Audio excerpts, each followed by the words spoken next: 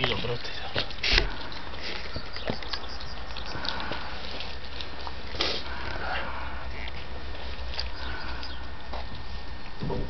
Co z toho zamuzalo? No.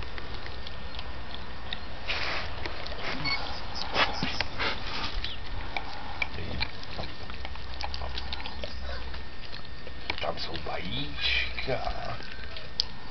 Jo, to říkala Michala, nemáš náhodou pár vajíček? Dám. Kdyby tady si měla nějaký Dám. vajíčko. To je z dřepy, ty srdíčka? Nebo z čeho to Z je? červin dřepy, no. A z mrkve ty hvězdičky. To vidím, no. Hele, ale jak ona, víš co, a to je tvaroh, jo.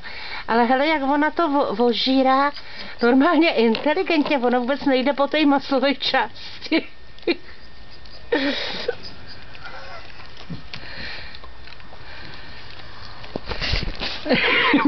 Ulízla potě.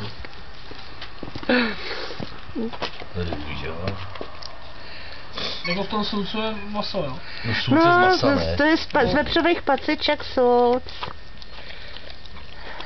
Takže to musí vonět, ne? Obrovský.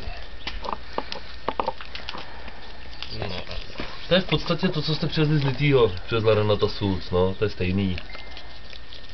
Říká usní. Vlastně šupu nezem. Ještě by mě mrasla, že to ven. No.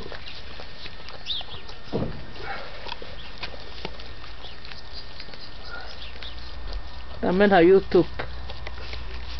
Růžu.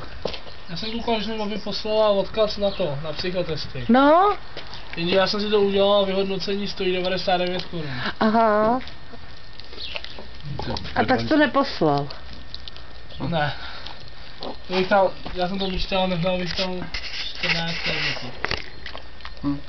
Takže hodnotil vlastně všechny ty testy. Jo, všechny, no. Jo. Zvíře.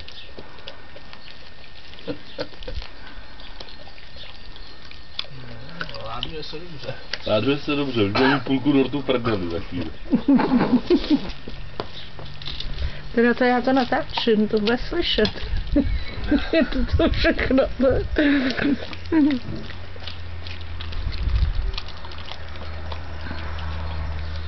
Ví to nikdo neslyší. Růženko, je to dobrý. Je to dobrota. Růženko, je to dobrota. Jak to do ní padá. Vlastně možná bychom neměli dát na jednu. No ten velký dáme pryč, protože to by mohlo být blbě.